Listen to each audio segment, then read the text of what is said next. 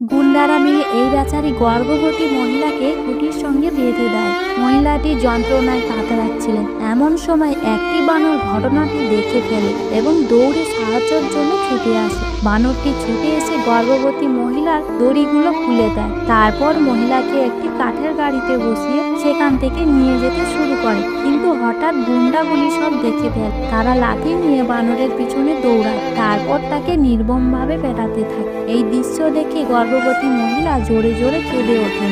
দুঃখে ভরা সেই মহিলা তখন ঈশ্বরকে প্রার্থনা করতে শুরু করেন।